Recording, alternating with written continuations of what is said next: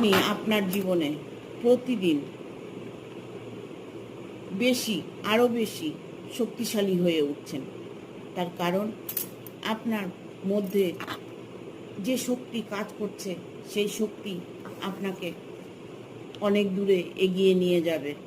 Patience, যে ধৈর্য আপনি ধরেছেন সেই ধৈর্যের ফল আপনি অবশ্যই পাবেন।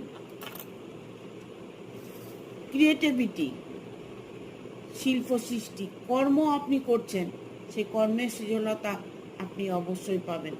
কর্মে আপনি অনেক উন্নতি করতে পারবেন। নিজেকে হিল করছেন, নিরাময় করছেন, আপনি নিজেকে হিল করে যান, আপনি আপনার জীবনে পদোন্নতি করতে পারবেন।